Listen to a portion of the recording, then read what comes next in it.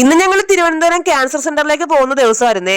150 കിലോമീറ്ററോളം യാത്ര ചെയ്യാനുള്ളതുകൊണ്ട് കുടുംബത്തോടെ പോവാന്ന് വിചാരിച്ചു. രാവിലെ ഒരു 8 മണിയൊക്കെ കഴിഞ്ഞപ്പോൾ ഞങ്ങൾ വീട്ടിൽ നിന്ന് ഇറങ്ങി. ഞങ്ങൾ ഓട്ടോറിക്ഷയിലാണ് പോയത് കേട്ടോ. ഈ ഓട്ടോറിക്ഷ ഓടിയതുപോലെ ലോകത്ത് വേറെ ഒരു ഓട്ടോറിക്ഷ ഓടിയിട്ടുണ്ടാവില്ലെന്നാണ് എനിക്ക് തോന്നുന്നത്. ഈ ഓട്ടോറിക്ഷയ്ക്ക് സംസാരിക്കാൻ പറ്റാത്തത് ഭാഗ്യം. ഇല്ലെങ്കിൽ പണ്ടേ തെറിയും പറഞ്ഞ് രാജിക്കത്തും തന്നിട്ട് എന്നേ പോയനെ. ചെന്ന് നട്ടം തിരിഞ്ഞ് വണ്ടി ഓടിക്കാൻ പോലും കണ്ടുകൂടായപ്പോ അച്ഛൻ നേരെ ഒരു ഹോട്ടലിന് മുന്നിൽ ചവിട്ടി നിർത്തി. അവിടെ കയറി പ്ലെയിൻ ദോശ വാങ്ങിച്ച് സാമ്പാറിലും മുക്കി വായിലേക്ക് വെച്ചപ്പോഴാണ് ഓർത്തത് ഇതിനേക്കാളും നല്ലത് വല്ല ഫ്ലൈറ്റിലും കയറി താഴോട്ട് ചാവുന്നതായിരുന്നു. അത്രയ്ക്ക് മോശമായിട്ടുള്ള ഫുഡായിരുന്നു. ഈ ഫുഡ് ഉണ്ടാക്കുന്നവരൊക്കെ വായിൽ വെച്ച് തന്നെയല്ലോ കഴിക്കാറുള്ളത്. അവിടെ നിന്ന് ഇറങ്ങി RCCയിലേക്ക് പോകുന്ന വഴിക്ക് 1.5 മണിക്കൂർ മുടിഞ്ഞ ട്രാഫിക് ബ്ലോക്ക് ആയിരുന്നു. വീട്ടിൽ നിന്ന് ഇറങ്ങി RCC എത്തുന്നവരെ ഇടയ്ക്കിടയ്ക്ക് മഴ പെയ്തുകൊണ്ടേയിരുന്നു. രാവിലെ 8 മണിക്ക് വീട്ടിൽ നിന്ന് ഇറങ്ങി ഞങ്ങൾ ഒരുവിധം ഉച്ചയ്ക്ക് 1:30 മണിയായപ്പോ RCCയിൽ എത്തിയിട്ടുണ്ട്.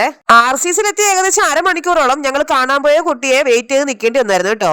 അവിടെ ചെന്നൊരു അരമണിക്കൂർ കാത്തു നിന്നപ്പോ ഒരു കാര്യം മനസ്സിലായി. ജീവിച്ചിരിക്കുന്ന സമയത്ത് എന്തിനാണാവോ മനുഷ്യൻ ഇങ്ങനെ അടിയും വഴക്കുമൊക്കെ നടത്തുന്നത്. ഒരു വട്ടം ഇതിനകത്ത് കയറിയ തീരാവുന്നതേ ഉള്ളൂ മനുഷ്യന്റെ എല്ലാവിധ അഹങ്കാരങ്ങളും. കൊണ്ടുപോയ സ്കൂൾ ഐറ്റംസും പിന്നെ എന്നെ കൊണ്ട് പറ്റുന്ന പോലെ കുറച്ച് പൈസയും കൊടുത്ത് ഞാൻ സഹായിച്ചിട്ടുണ്ട് കേട്ടോ. ഒരു മനുഷ്യനും ഒരിക്കലും ഇതിനകത്ത് കയറാൻ ഇടവരരുതേ ദൈവമേന്ന് പ്രാർത്ഥിച്ചിട്ടുണ്ടാണ് ഞാൻ അവിടെ നിന്ന് ഇറങ്ങിയത് കേട്ടോ. പിന്നെ പോയത് തൊട്ടടുത്തുള്ള ഒരു തുണിക്കടയിലേക്കായിരുന്നേ. ഞങ്ങൾ ഇന്ന് RCCയിൽ വരുന്നുണ്ടെന്ന് അറിഞ്ഞിട്ട് SAT ഹോസ്പിറ്റലിൽ നിന്ന് ഒരു പ്രഗ്നന്റ് ലേഡി വിളിച്ചിട്ട് പറഞ്ഞായിരുന്നു കേട്ടോ അവരുടെ കുഞ്ഞിന് കുറച്ച് തുണികൾ മേടിച്ചു കൊടുക്കാൻ. പിന്നെ നേരെ തുണിക്കടയിൽ കയറി കുഞ്ഞിന് ആവശ്യമുള്ള കുറച്ച് കുഞ്ഞുടുപ്പുകളും കുഞ്ഞിന്റെ ടർക്കിയും അങ്ങനെ കുറച്ച് സാധനങ്ങളൊക്കെ മേടിച്ചുകൊണ്ട് നേരെ SAT ഹോസ്പിറ്റലിൽ പോയി കേട്ടോ. അവിടെ ചെന്ന് അവരുടെ കയ്യിൽ ആ സാധനം ഏൽപ്പിച്ചിട്ട് വന്നിട്ട് കുറച്ചു നേരം ഒന്ന് പുറത്ത് വന്ന് ഇരുന്നത് മാത്രമേ ഓർമ്മയുള്ളേ. അത് വേണിച്ചിട്ട് പണ്ടാർ തുടങ്ങിയിട്ട് വയ്യ എന്റെ പൊന്നെ. പിന്നെ അവിടെ നേരെ പോയത് പാളയത്തുള്ള ബുക്ക് സ്റ്റോളിലേക്കായിരുന്നേ. +2 പഠിക്കുന്ന കുട്ടികൾക്കുള്ള പുസ്തകം മേടിക്കാൻ പോയതായിരുന്നു കേട്ടോ. അതൊന്ന് തുറന്നു നോക്കിയപ്പോഴാണ് മനസ്സിലായത് ഇതൊക്കെ പഠിക്കുന്ന പിള്ളേരെ സമ്മതിക്കണം മൊത്തം ഇംഗ്ലീഷ്. നമ്മളോട് ഹെൽപ്പ് ചോദിച്ചവർക്കുള്ള സാധനങ്ങളെല്ലാം അവരുടെ കൈകളിൽ സുരക്ഷിതമായിട്ട് എത്തിച്ചിട്ടുണ്ട്. ഈ ഒരു ജേണിയിൽ എന്റെ കൂടെ നിന്ന് എന്നെ സപ്പോർട്ട് ചെയ്ത എല്ലാവർക്കും ഒത്തിരി താങ്ക്സ് ഉണ്ട് കേട്ടോ. ചാനൽ എല്ലാവരും സബ്സ്ക്രൈബ് ചെയ്യാൻ സഹായിക്കണേ. ടാറ്റാ.